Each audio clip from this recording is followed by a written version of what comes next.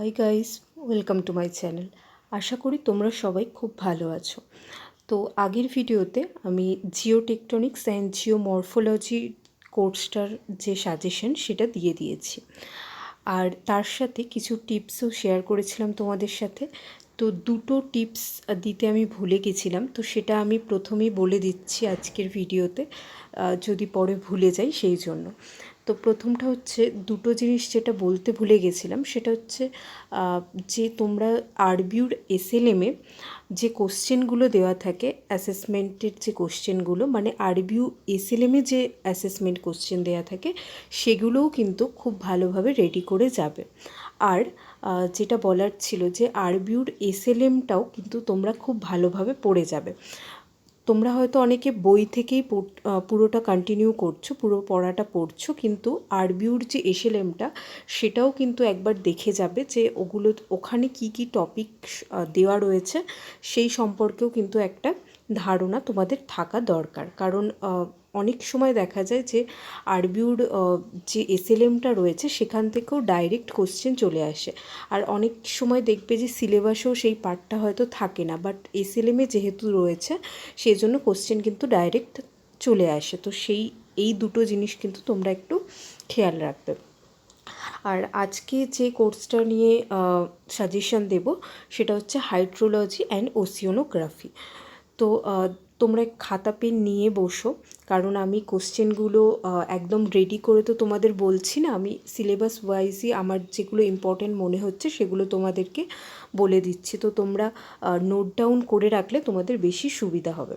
আচ্ছা, প্রথমটা দেখো, significance of global hydrological cycle.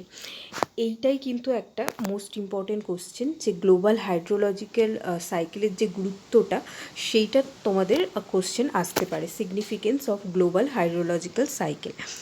এছাড়াও এখানে যেটা দেয়া রয়েছে দেখো, specific reference to storage, transportation and evaporation.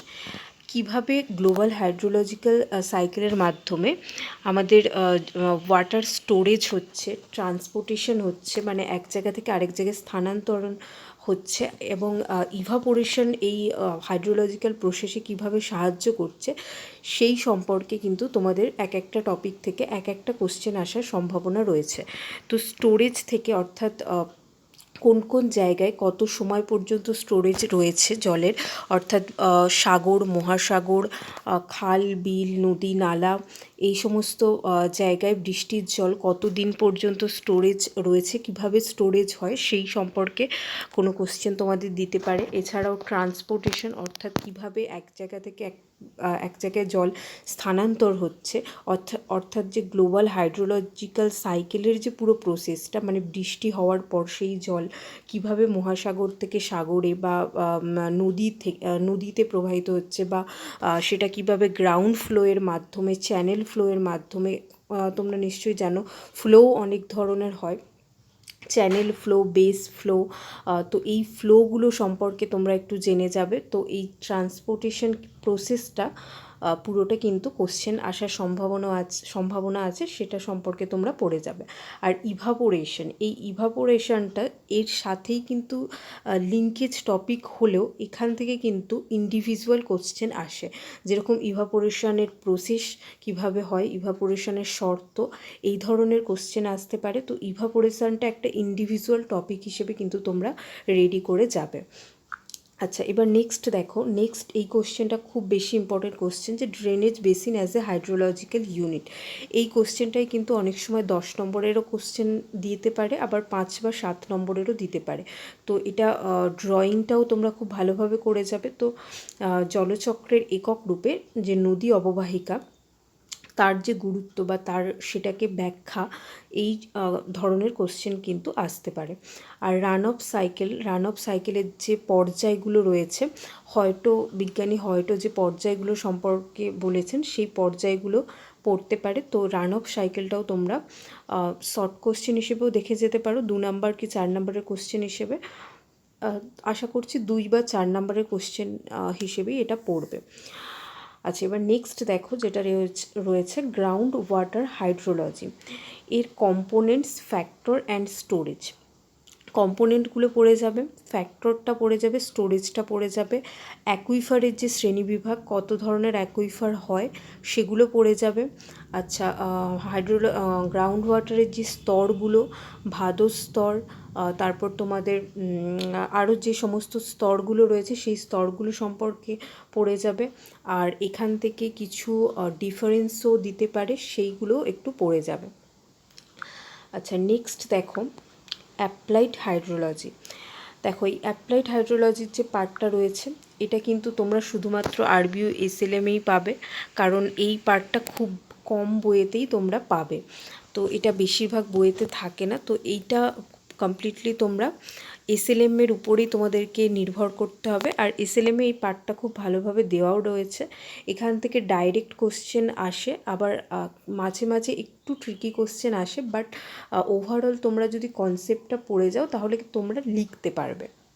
আচ্ছা, এখানে দেখো water management in tropical ফার্মল্যান্ডস and techniques and approaches, এটাই খুব ইম্পর্টেন্ট কোশ্চেন যে ট্রপিক্যাল ফার্মল্যান্ডে কীভাবে ওয়াটার ম্যানেজমেন্ট করা হয় সেই টেকনিক্সগুলো এবং অ্যাপ্রোচেসগুলো পড়তে পারে, ডাইরেক্ট এখান থেকে এই কোশ্চেনটা আসতে পারে। তাছাড়া water management in tropical sites, কীভাবে ওয়াটার ম্যানেজমেন্ট করা যায় সেই টেকনিক্স অ্যান্ড অ্যাপ্রোচ, এই দুটোই কিন্তু খুব ভালোভাবে এসএলএমে তোমাদের দেওয়া রয়েছে, এটা খুব ভালোভাবে পড়ে যাবে। আচ্ছা, এরপর দেখো যেটা রয়েছে reference to rain water harvesting. আচ্ছা, রেন ওয়াটার হারভেস্টিংটা কীভাবে হয়, কোন রাজ্যে কীভাবে এই প্রসেসটা চালু রয়েছে। তোমরা জানো যে তামিলনাড়ুতেই প্রথম রেন ওয়াটার হারভেস্টিং স্টার্ট হয়, তো কোন প্রসেসে সেটা হয়, আর্টিফিশিয়াল গ্রাউন্ড ওয়াটার রিচার্জ, এই সম্পর্কেও তোমাদের কোশ্চেন আসতে পারে। আরেকটা জিনিস যেটা এখানে দেখো, এই রেন ওয়াটার হারভেস্টিং এটা কিন্তু ফুল শব্দটা না বলেও এটা শর্ট ফর্মটাও কিন্তু দিতে পারে, কারণ আগের বারে প্রিভিয়াস ইয়ারে এরকম একটা কোশ্চেন এসেছিল, শুধু RH দিয়ে দিয়েছিল, তো অনেকেই এটা বুঝতে পারছিল না যে এই কোশ্চেনটা কোথা থেকে এসেছে, কিন্তু অ্যাকচুয়ালি ফুল ফর্ম সেটা রেন ওয়াটার হারভেস্টিং। ঠিক আছে, তো এগুলো একটু মাথায় রেখো। আর নেক্সট যেটা আছে এটাও খুব important question, principles of integrated river basin management, এটাও একটা 10 নম্বরের কোশ্চেন বা 8 নম্বরের কোশ্চেন তোমাদের আসতে পারে, তো এটাও তোমরা পড়ে যেও। এই পুরো টপিকটাই আমি সাজেস্ট করব যে তোমরা আরবিও এসএলএমে যা যা আছে একদম কমপ্লিটলি পড়ে যেও। আচ্ছা, নেক্সট যেটা, আচ্ছা এখানে আরেকটা বই তোমাদের আমি সাজেস্ট করতে পারি এই টপিকগুলোর জন্য, স্পেশালি এই রেন ওয়াটার হারভেস্টিং আর আর্টিফিশিয়াল গ্রাউন্ড ওয়াটার রিচার্জ, এই টপিকটা স্পেশালি এই টপিকটার জন্য তোমরা নবোদয় পাবলিকেশনের যে সমুদ্রবিদ্যা বইটা আছে ওই বইটায় কিন্তু তোমরা এটা পেয়ে যাবে। আচ্ছা, এবার দেখো নেক্সট যেটায় আসছি, মরফোলজি অফ ওশিয়ানস বেসিন। এখানের মধ্যে তোমাদের ইম্পর্টেন্ট কোশ্চেনগুলো হচ্ছে, এখানে যেটা দিয়েছে দেখো, classification, characteristics and origin of the major structural features of Ocean floors and particular reference to plate tectonics. Again এই কোশ্চেনটার অ্যান্সারও তোমরা নবোদয় পাবলিকেশনের যে সমুদ্রবিদ্যার যে বইটা রয়েছে সেই বইটাই কিন্তু তোমরা পেয়ে যাবে, হাইড্রোলজি অ্যান্ড ওশিয়ানোগ্রাফির যে বইটা রয়েছে ওই বইটাই পেয়ে যাবে। এটাই অ্যাকচুয়ালি বলতে হবে, এই কোশ্চেনটা আই থিঙ্ক তোমাদের অ্যাসেসমেন্টেও এসেছে, ইন্টারনাল অ্যাসেসমেন্টেও এই কোশ্চেনটা এসেছে যে প্লেট টেকটনিক্স থিওরি কীভাবে সমুদ্রের যে সমস্ত ভূভাগের উৎপত্তি হচ্ছে সেটাকে কিভাবে ব্যাখ্যা করে, তো এই কোশ্চেনটা ওখানে তোমরা পেয়ে যাবে। এছাড়াও এখান থেকে যেগুলো পড়বে, যে মেজর যে স্ট্রাকচারগুলো সেগুলো হচ্ছে তোমাদের ওই মহীঢাল, মহীসোপান, সেগুলো পড়বে, সেখানে যে ল্যান্ডফর্মগুলো রয়েছে সেই ল্যান্ডফর্মগুলো কিন্তু পড়বে। এছাড়াও আটলান্টিক মহাসাগর, প্রশান্ত মহাসাগর এবং ভারত মহাসাগরের তলদেশের যে ভূপ্রকৃতি সেটাও কিন্তু পড়ে যাবে, ওটাও খুব ইম্পর্টেন্ট একটা কোশ্চেন। আচ্ছা, আর এছাড়াও তোমরা ডিফারেন্সগুলো পড়ে যাবে, মহীডাল মহীসোপানের যে ডিফারেন্স বা গড়ে ওঠার যে শর্ত সেগুলো পড়ে যাবে। আচ্ছা, নেক্সট হচ্ছে coral reefs and atolls type and ফ্যাক্টরসটা খুব ইম্পর্টেন্ট, এটা কিন্তু অনেক সময় আসে, টাইপগুলোও খুব ইম্পর্টেন্ট।